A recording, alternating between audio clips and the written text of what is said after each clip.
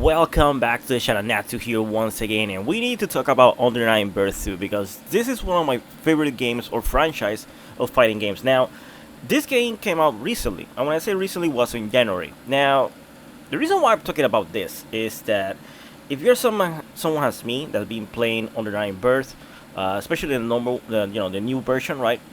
You will be noticing that it's harder and harder every time to get matches, and it's getting to a point that I think the other days waited almost like 1 hour, and this is not good. Not good at all. No bueno. So let's go over here and discuss what is happening in the game and is if the game dying.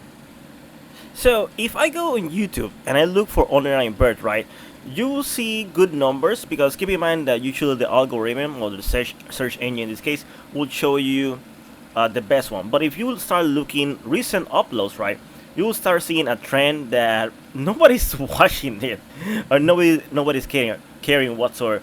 There has been some few tournaments stuff, etc. Now keep in mind there's some users over here that they're throwing content but they're not editing, they're just uploading it and stuff like that, right?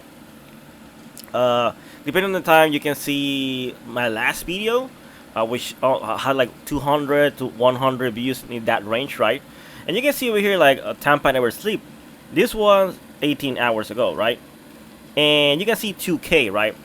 Now, depending on when you're seeing this video, it might be a little bit later, but you can see that if we compare those numbers to other games that they had shown, right? For example, 1 day ago, you will see that 5K for Grand Blue.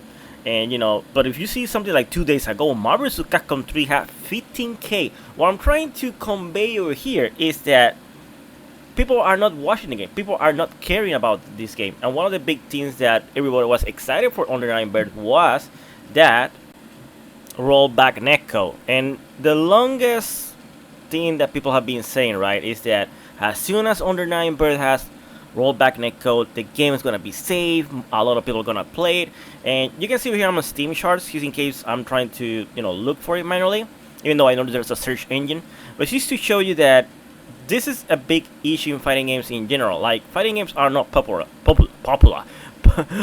or any of that. Like Brawlhalla usually is one of the top picks depending on the hour. Sometimes if you're looking for this information during the day, you will see Street Fighter 6 or Tekken, right?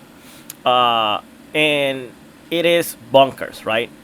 If we look for Under 9 Birth in Steam chart, you can see that right now 30-day average is around almost 200 people, 889, and you can see current players 149. Now all-time peak 2K, bro. Like this is not good for a game that only been like from January, right? And you can see it's a down one trend, it's going downward. It's going down and down and down. And if you compare it to other fighting games that have been, for example, let's say, sorry, Multi Blood, right? You can see right now it's 52. Now, keep in mind, if I click on Multi Blood, right, I want you to see that even though Multi Blood is an older game, you can see the all-time peak was 13, right? And again, this is an older game, and you can see those small peaks in the chart. That's usually when there was an update or a new character. But that's the thing, Under 9 Birth is not even close to these numbers. At least 13,000. Like it amazed me that even though Under 9 Birth has so much players, right, like pro players saying, hey, it's a great game, etc, people are not playing the game, like, whatsoever. And there's many reasons why this is happening, right? So let's go the first one.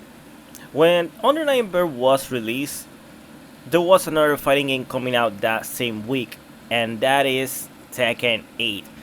Now, you might be saying, oh, I don't think that's gonna be a big factor, but if you see that Tekken came out 26th of January, and Under 9 Birth, keeping in order the pre-bonus one that will come out January 22, but the real game for everybody to buy was 25, a day before Tekken 8.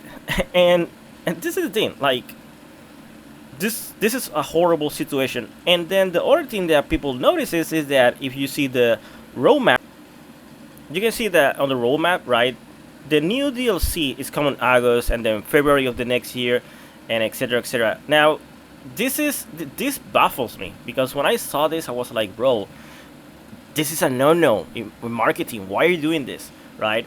And not only that, they also had issues with the PC port, which is another reason why the Steam charts is not showing a lot of players, right, or a lot or all-time peak. Because keep in mind, Steam chart is more like a something that we can base information since we don't have numbers from PlayStation and other consoles, but at least we have like a general idea, right? Now it's really sad to be honest with Under Night Birth. This game has so much potential. Yes, maybe the graphics are not the best, but the gameplay is magnifique. And nowadays, right, people are always crying and saying, "Oh, my game is not the one it used to be." And to be honest, I think Honor 9 Bird is one of the few examples, right, that make this correct. They added new features, but stay technically the same. So if you were a good Honor 9 player in the last version, or heck, in the first version of the game, when I say Honor 9 Bird first version, I say the vanilla version, right? Uh, you know, like, people are always complaining that fighting games are too easy, or people use crappy game mechanics, etc., etc. But here is a perfect balance between game mechanics and also character strengths, right? Because even though everybody can do technically the same things because they have access to the board pool, the grind system, etc., etc. It is not like Street Fighter 6 where you're playing against the game mechanics, or in some cases more like against the character. If you're playing against JP, right? Because that character plays his own game, right? But anyways, with that out of the way, right? Like, another thing I want to mention is that this game, unlike Tekken 8, all things are included in the game. What I mean by this is that the only thing that's gonna be extra is gonna be the DLC characters, and maybe the songs of the DLC character, but I think that's also included. Because this is something that people have been hating about Tekken 8 and Street Fighter 6 and Mortal Kombat, microtransactions. And there isn't any microtransaction. The only transaction is buy the season pass so you can get 3 more DLC characters, which, funny enough, and this is a long-running young in the community with Under 9 Birth, right? You need to wait 3 years to get a new character. And this time we're getting 3 new characters in technically 1 year. Now, I think one of the biggest mistakes that French Bread did is that they decided to, screw it, we're gonna launch the game because they wanted to launch it, but I think they should have waited a little bit. Now, having said that, this month, right, and in August, and it's August, I think it's July, Evolution. There's gonna be Evo Japan, and there's gonna be normal Evolution, which is in Las Vegas, Nevada, right? Both of those tournaments are gonna have Under 9 Birth too, and it's amazing that nobody's playing this game.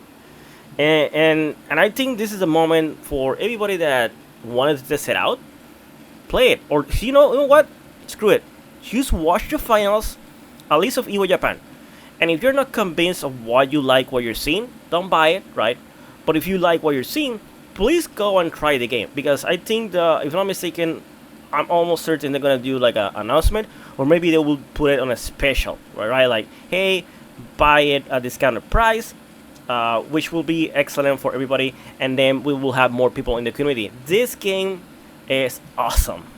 So, again, also they solved the PC issue, right? There isn't any more issues with the PC port, so it's a great time to play the game, right, and enjoy the game. And it's a super fun game. If you're somebody that hates cookie cutter easy fighting games, right? Because a lot of people are saying that, oh no, I'm a hardcore player, I don't like Street Fighter 6, I wish teams were back in the day, or I prefer playing Blast Blue instead of getting Strive. Then go and test out Melty Blood. Melty Blood, no. Go and test out Under 9 Birth too, because I almost guarantee you will not regret it. Now, if you're somebody that don't like the aesthetics, that's another thing altogether. But if you're somebody that, like I say, if you see the top 8 and you don't like what you're seeing, that's okay. At least do that and then pass judgment, because I understand that right now, economic wise, nobody is in a good spot.